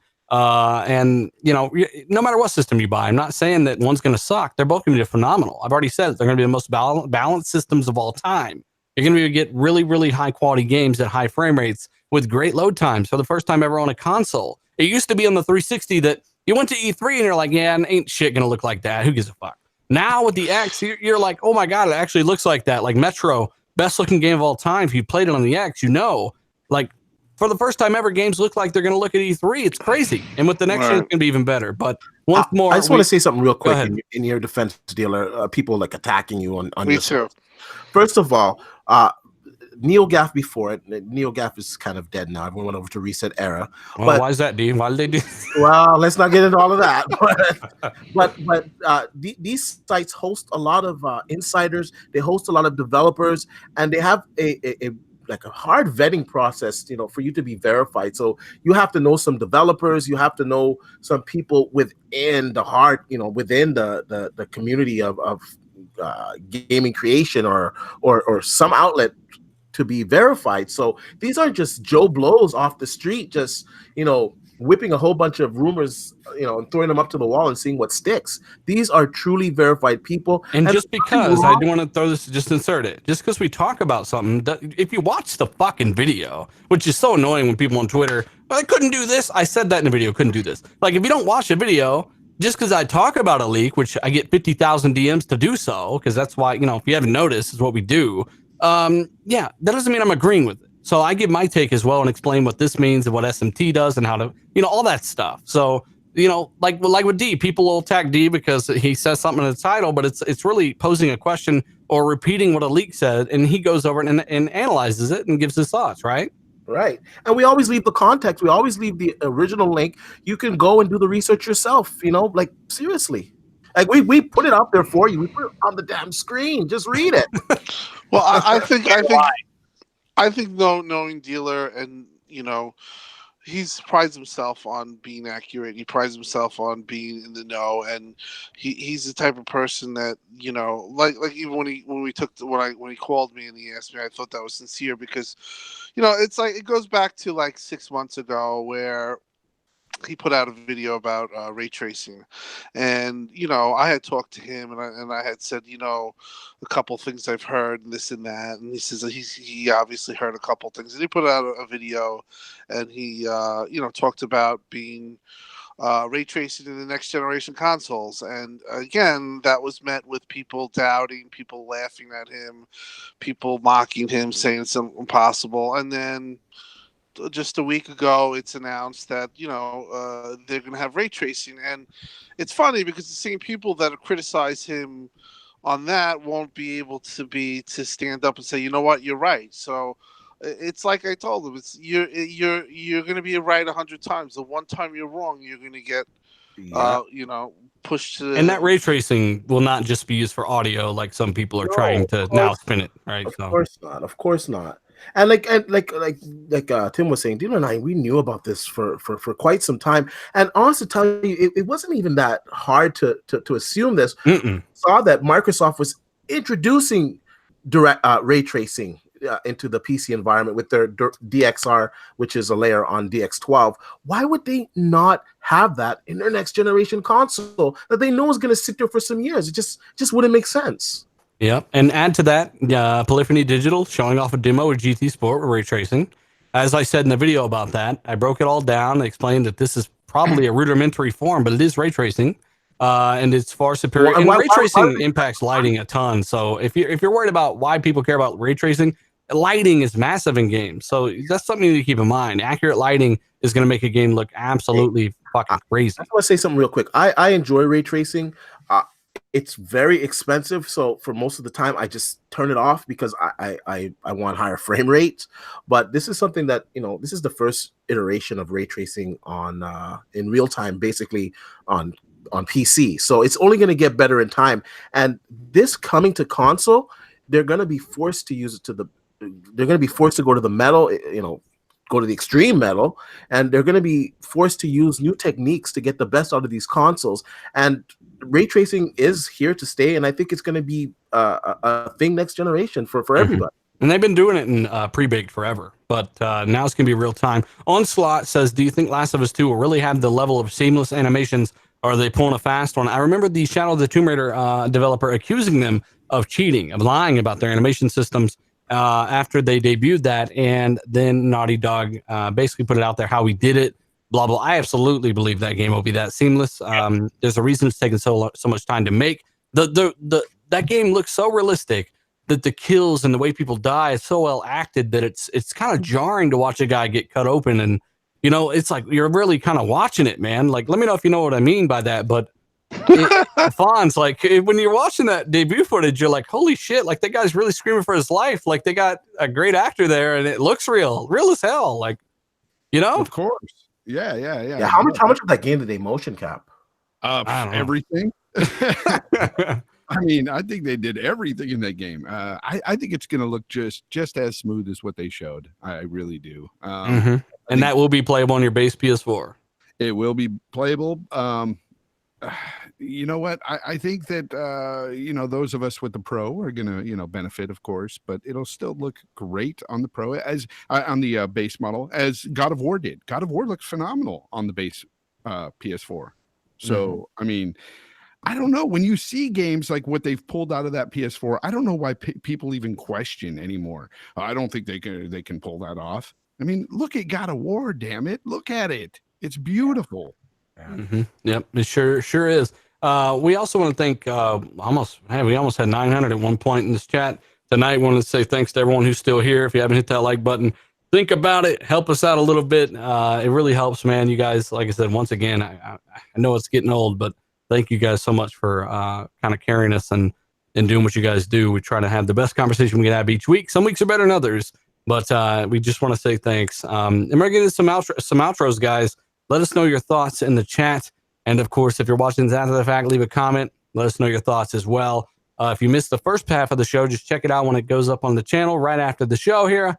And we want to get into some outros. Tim, Doug, thanks so much for joining us, man. I know we kind of went on some subjects long and you were in the background, doing whatever you got to do. But we want to say thanks for coming on, man. Oh, it's a very fun podcast. Pleasure to be with the panel. Everyone on the panel is rock solid. Just honored to be just talk games, and it was a good time today. Yes, it was. Fonzarelli, man, same for you. I know we had long chunks or you were in the background chewing your toenails, but we do appreciate it, man. You know what? I'm sitting here listening to everything, because when you guys get into all that technical talk and everything, I can't really add to that. But you know what? I'm listening and I'm definitely learning. I've learned a lot of technical stuff from you, bro, honestly.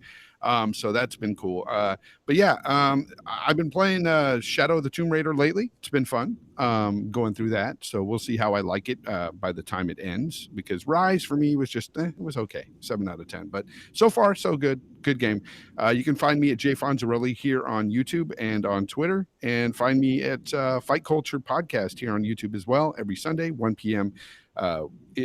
West Coast time, 4 p.m. East Coast time. I do a live show on mixed martial arts over there, so check me out. Malaka. Patman, I invited you earlier today, you fraud, I'm pretty sure.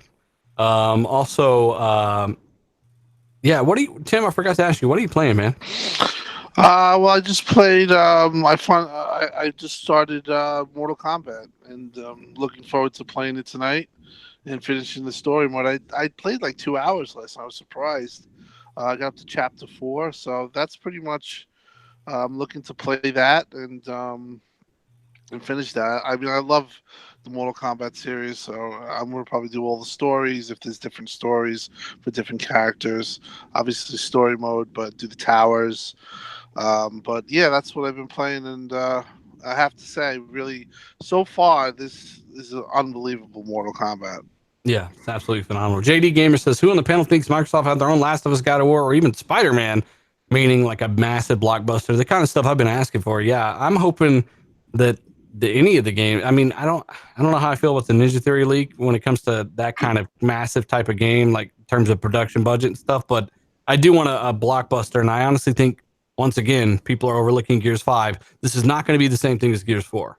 This is going to be, this is the Coalition's first real crack at Gears. Rob Ferguson said it himself. They played it safe with Gears 4. They wanted to prove they could do Gears. New studio, first game, new engine, 2.5 years, only 240 people on the team at the time. All of those things have improved drastically. And they're going to actually push things. They're going to push the limit here. So I think Gears 5 is one of those big games. And people say, well, it's just Gears. There's a ton of them. There's a ton of God of Wars. You know, I didn't care if that God of War 2018 was like how many fucking 7th or 8th God of War or something. I mean, there's a ton of them. PS Vita and all the remasters and all the different stuff there. So I didn't care. God of War was a great product, and I was still just as excited to play it. And that's how I am with Gears 5. There's only been 5 of them, 6 counting Judgment, and of course a remaster, but still very excited. I think Gears is that game. Thanks, JD Gamer. Hey, Zalker, you've been asleep over there, bud. What have you been playing, or where can people find you? I'm awake. I'm just fine. I'm listening to all the tech talk, man. I'm doing good. I've been playing. I played a lot of World War Z with you. We beat it, and then we tried going on Insane and got absolutely fucking wrecked.